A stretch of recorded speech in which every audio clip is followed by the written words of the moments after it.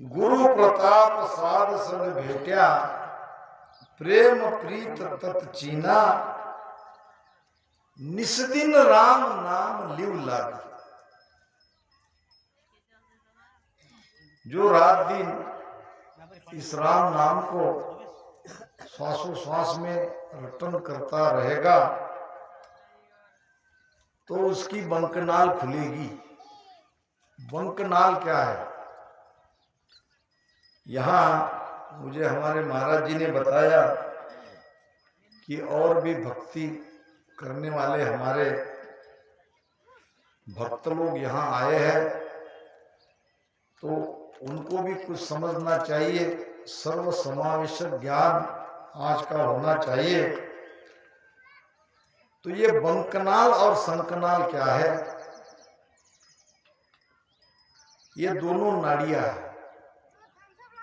नाड़ियां है इसका मतलब इसमें से ब्लड नहीं बहेगा। नाड़ियों के द्वारा ही तो ब्लड बहता है ना, धमनी कहते हैं उसको।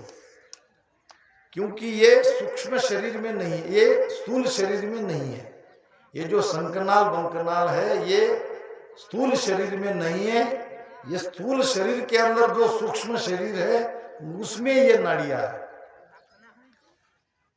अब संकनाल को पहले समझो। संक यानी सीधी, और हम संकनाल से ही आते हैं। यहां भृगुटी से ब्रह्म स्थान तक एक रास्ता है। वायु का, चेतना का आने का, उसको कहा है संकनाल। हमारा जब जन्म नहीं हुआ था, हम थे हमारे पिता के भृगुटी में, और पिता के भृगुटी से, माता पिता के प्रेम से, यहाँ भृगुटी से बिंद यानी वीर्य संकनाल से छूटा और माता के गर्भ में आया, और वहां हमको आकार मिला। जब तक माता पिता का प्रेम नहीं हुआ तब तक हम पिता के ही भृगुटी में थे।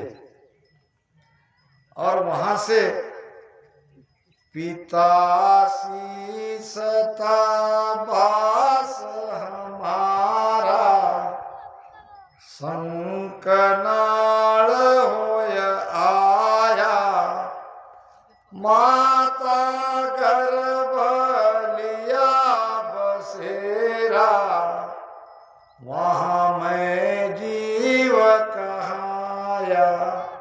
ये ब्रह्म जीव कैसे बना? ये ब्रह्म जीव क्यों बना? तो इच्छा के कारण बना।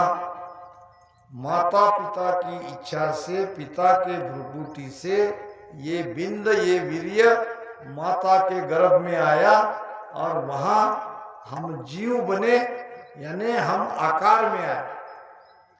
धीरे धीरे धीरे धीरे 5 दिन तक हम माता के पेट में पानी के बुदबुदे के समान थे। फिर धीरे धीरे बढ़ने लगे, एक एक इंद्रिया विकसित हुई, और फिर समय आने पर हम माता के गर्भ से बाहर आए, और फिर एक पूर्ण स्थिति में आए, और अपना अलग अस्तित्व, अपना अलग नाम, अपना अलग जीवन, अपना अलग कर्म लेके हम इस जगत में आए। तो ये रास्ता है आने का। अब साधना करने वाले, साधना बहुत प्रकार की है, ध्यान बहुत प्रकार का है संसार में। किसी भी साधना में श्वासा को अगर हम ऊपर उठा रहे, एक श्वास जाती है भीतर और एक छोड़ते हैं, तो कोई ओम करते हैं, कोई सोहम करते हैं, श्वासा का ही क्रिया है। सोहम यानी ऊपर जब खींचते हैं तब सो कहते हैं, और नीचे उसको हम करके छोड़ते हैं। ये सोहम शब्द की साधना है। कोई श्वासा पे केवल ध्यान लगाते हैं, आती जाती श्वासा को देखते रहते हैं, वो भी ध्यान है। कोई शरीर के 9 द्वार को बंद कर लेते हैं, और श्वासा को ऊपर चढ़ा के अनहद की ध्वनि को सुनते हैं। ये सारे पिंड से ब्रह्मांड में जाने के मार्ग है, मगर इनका 10वां द्वार क्यों नहीं फूटा? ज्यादा से ज्यादा सहस्त्रदल कमल तक ये जा सकते हैं, उसके परे नहीं जाते, क्योंकि वो जिस रास्ते से हमारा जन्म हुआ उसी रास्ते से वो वापस जा रहे हैं, और उस रास्ते से जाने की रीत नहीं है। वो आने की रीत है, जाने की रीत हमारी दूसरी है। आने की रीत कौन, जाने की रीत कौन, घाट कौन, ब्रह्म कौन कहते हैं ना। निपट नारायण ने ये कहा था, हम कहाँ से आए, किस रीति से आए, किस रीति से जाना है। घाट कौन, बाट कौन, घाट का ब्रह्म कौन, घाट कौन है और घाट को पार कैसे करेंगे। तो ये निश्चित बात हो गई कि श्वासा के आधार से कोई भी साधना में अगर सीधे ऊपर चढ़ते हैं तो 10वें द्वार तक, सहस्त्रदल कमल तक जा सकते हैं, वहां से आगे जाने का उपाय नहीं है। क्यों नहीं है? उनका आधार ही श्वासा है, और श्वासा ज्यादा से ज्यादा ब्रह्मांड तक जाएगी। इसलिए ये सारे मार्ग ब्रह्म तक ले जाते हुए भी 10वां द्वार के बाहर नहीं जा सकते। चाहे ओम की करो, चाहे सोहम की करो, चाहे हठ योग करो, चाहे पवन योग करो, चाहे सांख्य योग करो, या किसी भी योग से श्वासा को ब्रह्मांड में चढ़ाओ, 10वां द्वार नहीं फूटेगा, ये पक्की बात। अब महाराज ने कौन सा रास्ता बताया? महाराज कहते हैं, निस्दिन राम नाम लेव लागी, बंकनाल रस पीना। ये है बंकनाल, रीढ़ की हड्डी के अंदर से ऐसे ऊपर चढ़ा जाता है। अब बंकनाल को ही सुषुम्ना कहते हैं। सुषुम्ना नाड़ी और कोई नहीं है, बंकनाल ही सुषुम्ना नाड़ी है, और ये भी सूक्ष्म शरीर में है, ये भी स्थूल शरीर में नहीं है। ईड़ा और पिंगला, ये सूर्यस्वर पिंगला नाड़ी, चंद्रस्वर ईड़ा नाड़ी, ये दोनों नाड़ियां चलती है, अपने आप चल रही है। हम जो श्वासा लेते हैं, कभी चंद्र नाड़ी से लेते हैं तो कभी सूर्य नाड़ी से लेते हैं। एक एक घंटे में ये नाड़ियां हमारी बदलती रहती है। बीच में कुछ देर तक हम सुषुम्ना स्वर में चले जाते हैं, कुछ पल के लिए ये सुषुम्ना नाड़ी जागृत होती है, यानी ये स्वर पलटता है, ये स्वर से ले रहे हैं, 1 घंटा हो गया, फिर ये स्वर बंद हो जाता है, ये चालू हो जाता है। बीच में कुछ पल का अंतर है, उसमें सुषुम्ना नाड़ी हमारी चलती है, सबकी चल रही है इतने पल के लिए, मगर वो अखंड चले। क्यों? कि ये एक ही सुषुम्ना नाड़ी है 72,000 नाड़ियों में, जो 10वें द्वार तक गई है। अब ये जो पूर्व की साधना करने वाले, शंखनाल की साधना करने वाले, ये भ्रुकुटी से 10वें द्वार जाते हैं, हम त्रिकुटी से 10वें द्वार जाते हैं। भ्रुकुटी त्रिकुटी दोनों एक ही जगह है, ऐसे है। ये बाहर वाला पर्दा है भ्रुकुटी का, अंदर वाला पर्दा है त्रिकुटी का। फिर आगे ये शंख नाड़ी बंक नाड़ी एक ही हो जाती है, मगर यहां तो 2 रास्ते हैं। तो जो प्रेम से सांस उसास में राम राम रटन करेगा, उसके घट में नियंचर जगेगा। अब नियंचर जगह की नहीं जगह, इसका क्या प्रमाण? बड़ा आसान सीधा प्रमाण है।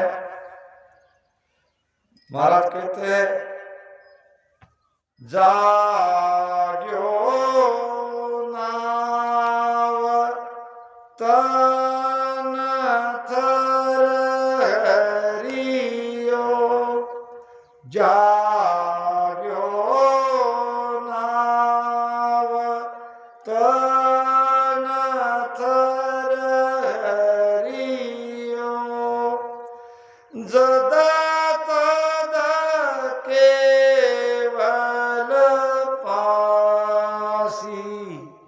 लाखा गुना खून पड़ जावे, लाखा गुना खून पड़ जावे, तोई मीना का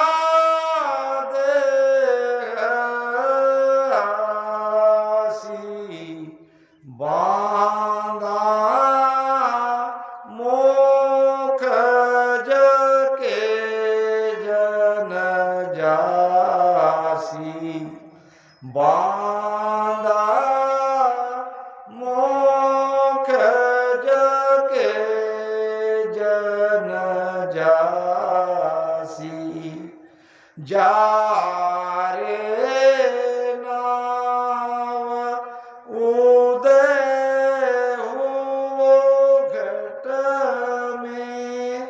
जा रे नाव उदय हो घट में, बोरन भवजलसी, बांधा मोखज के जन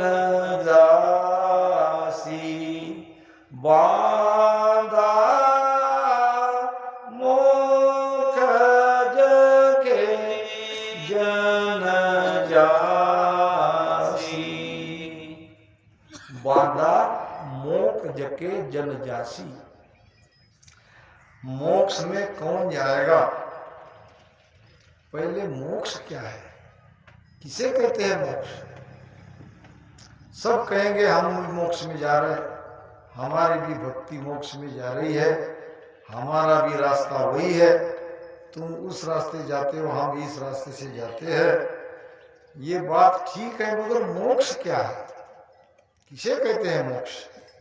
मोक्ष का अर्थ है बंधन से मुक्त होना। बंधन किसका? अच्छा, हमको किसी ने बांधा है कि हम ही बंधे? हमको किसी ने बांधा नहीं है, पहली बार हमको बांधा गया, बाद में हम स्वयं बनते गए। ये त्रिगुणी माया के बंधन में ये जीव बंधा है। बहु बंधन से बंध गया एक बेचारा जीव। एक बार तो बंधन में हमको डाला गया, बाद में हम यहीं बस गए। ये माया का सुख हमें अच्छे लगने लगा, अब हम स्वयं ही बंधे हुए हैं, हमको किसी के बांधने की आवश्यकता नहीं रही। कहते हैं कि बंदर पकड़ने वाला मदारी बंदर को कैसे पकड़ता है, बड़ा अच्छा दृष्टांत महाराज ने दिया है। काया कलश विसरस भरियो, कहो कहाँ से छूटे, खान पान मरकट की मुठी, काल कुंजड़ो लूटे। मैं ज्यादा डिटेल में नहीं कहता, हम सब संसारी लोग हैं, हम सब विषय का सुख ले रहे हैं, लेते हुए अच्छा लगता है, उसके बाद घृणा होने लगती है। इसका मतलब क्या है? अंदर से हम ये चीज नहीं चाहते हैं,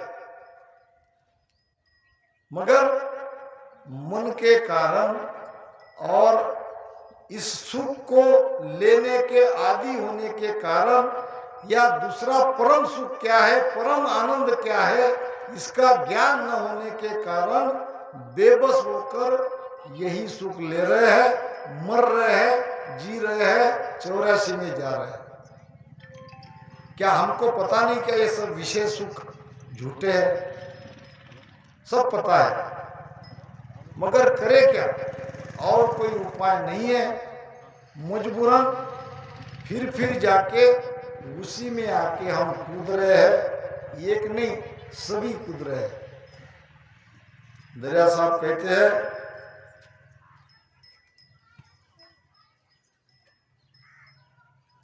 भेड़ का उदाहरण दिया है। भेड़ गति संसार में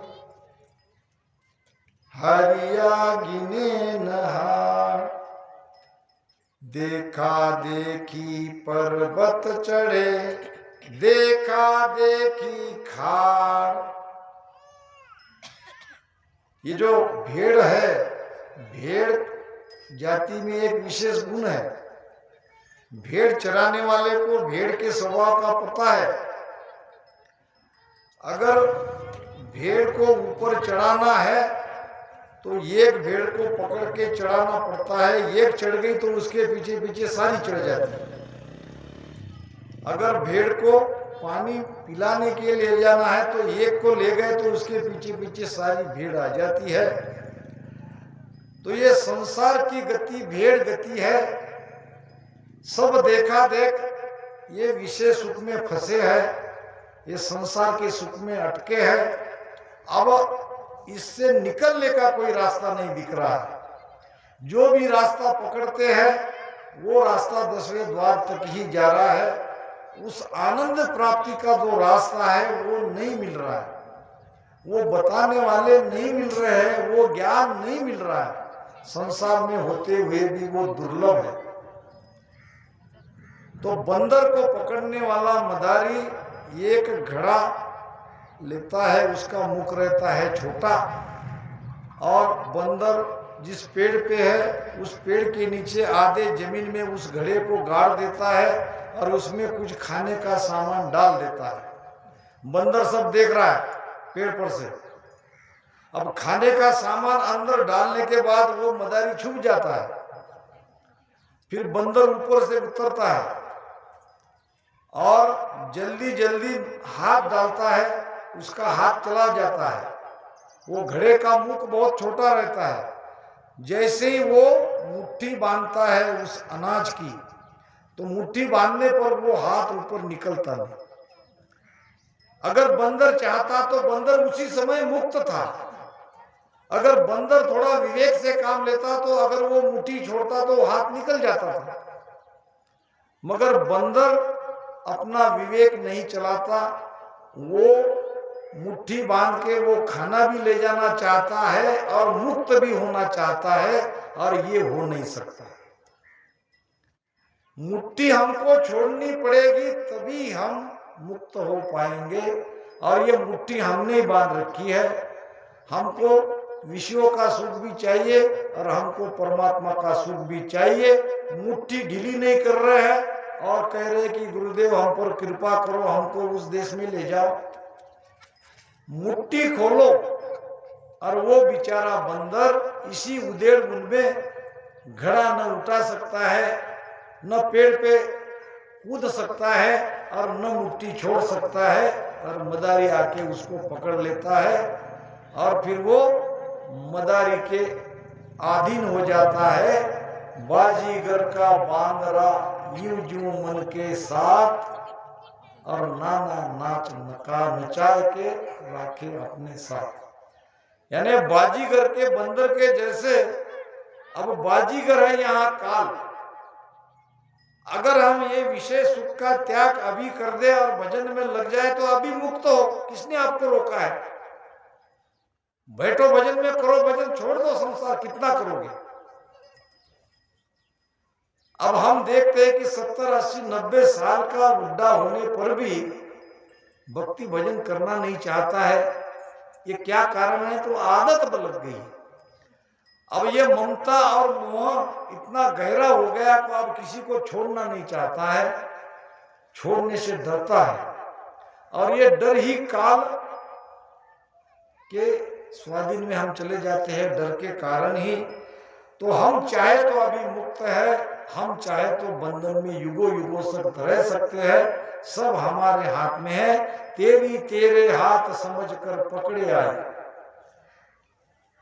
तो एक रास्ता है संकनाल का, एक रास्ता है बंकनाल का। बंकनाल कोई सुषुम्ना कहते हैं, और सुषुम्ना कैसे खुलती है? तो महाराज कहते हैं कि उसके लिए सत्सबद जागृति होनी चाहिए। सत्सबद जागृत हुआ कि नहीं, इसका प्रमाण क्या है?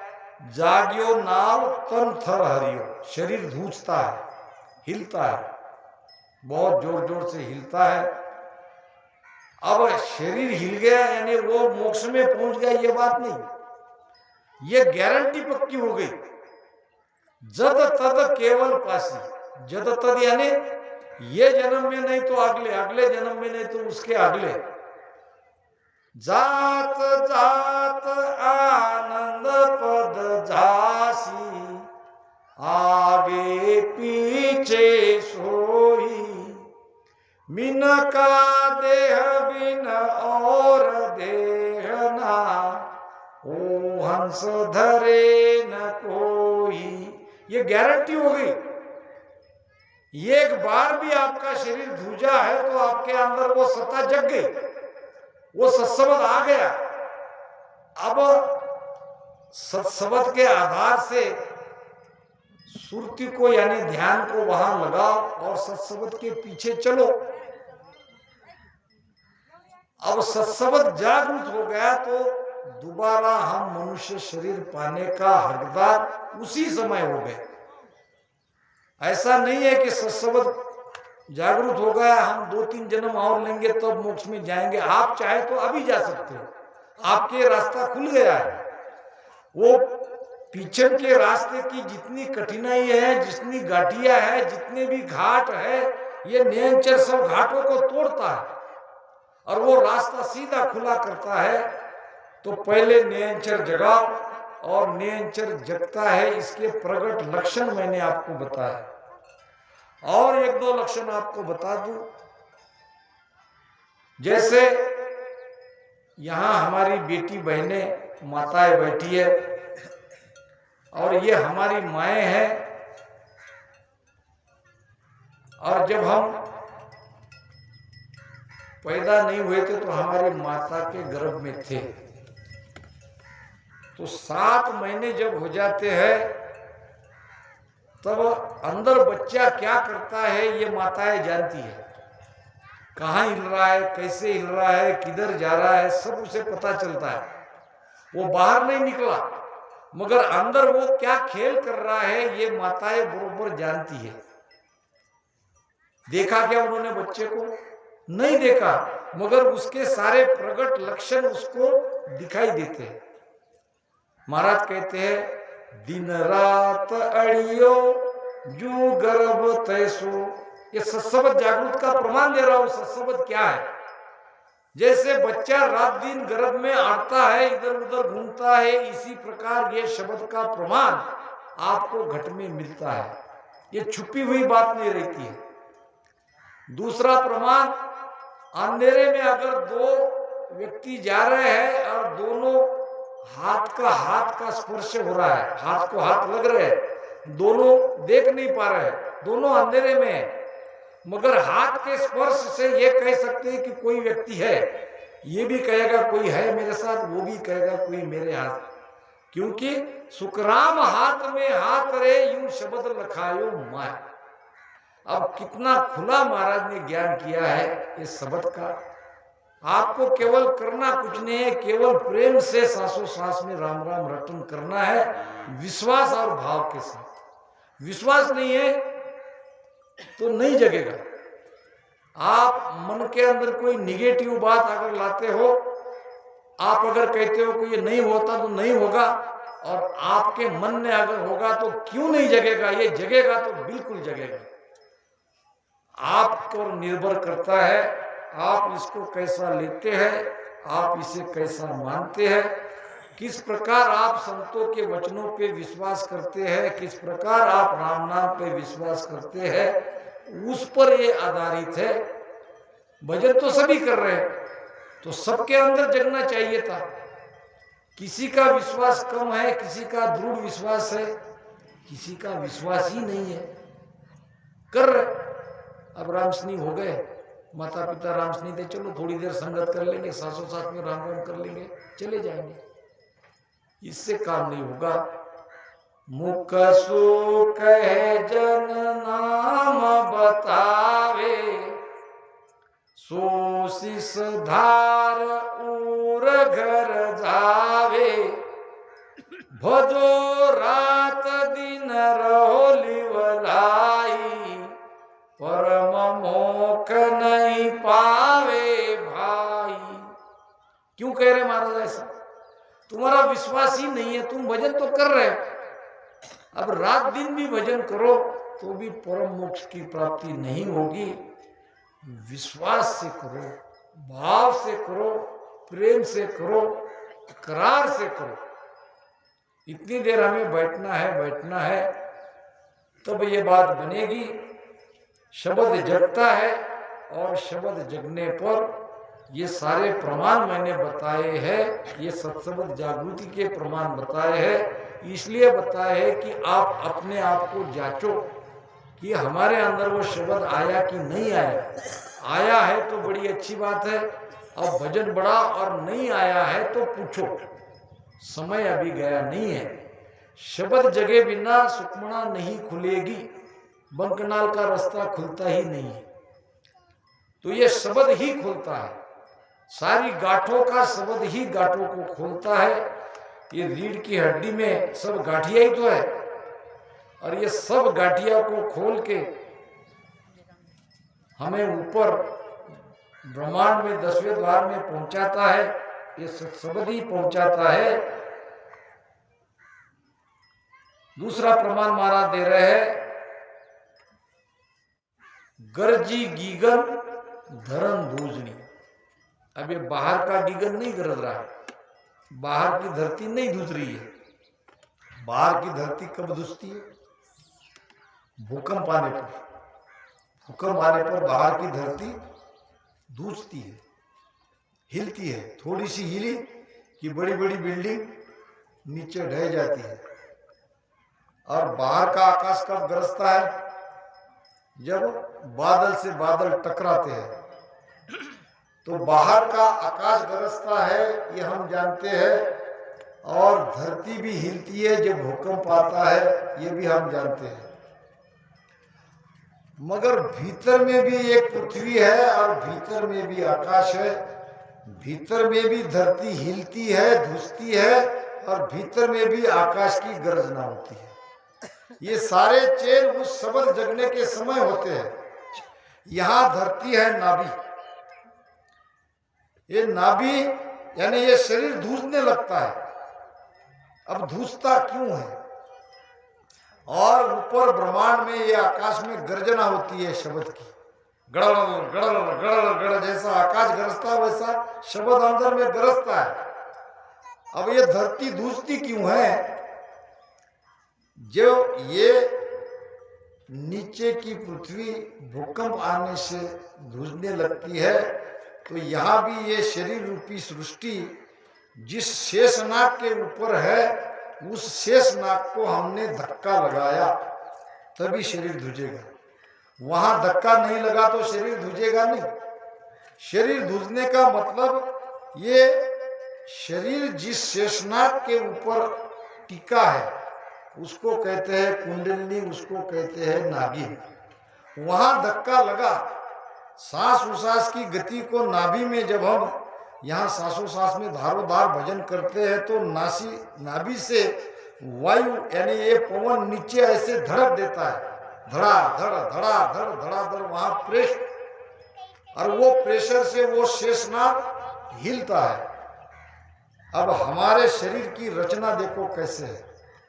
हमारा सारा शरीर एक ढांचा है और ये रीढ़ की हड्डी पे टिका है। शरीर की पूरी ताकत है रीढ़ में। अगर किसी को रीढ़ की हड्डी की बीमारी हो जाए तो वो बचेगा नहीं, क्योंकि सारी ताकत रीढ़ पे है। और ये रीढ़ की हड्डी आखिरी छोर है वो शेषनाग के ऊपर। जैसे बाहर कहते हैं कि शेषनाग के ऊपर ये पृथ्वी है, तो यहाँ भीतर में जो नागिन है, जो कुंडलिनी है, उसके आधार से ये रीढ़ की हड्डी टिकी है और रीढ़ की हड्डी के आधार से ये सारा शरीर है। अब वहां श्वासोच्छ्वास जब लेते हैं, जब नाभि के नीचे, मैं कभी कहता हूं कि जितनी अंदर श्वास जा सकती है उतनी अंदर जाने दो।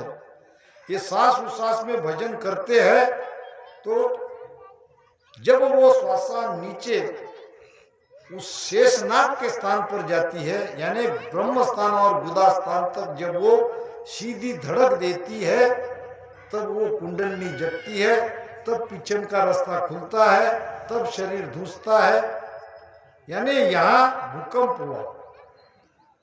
अब ये हुए बिना पिछन के रास्ते से हम आगे नहीं बढ़ सकते। तो महाराज फरमाते हैं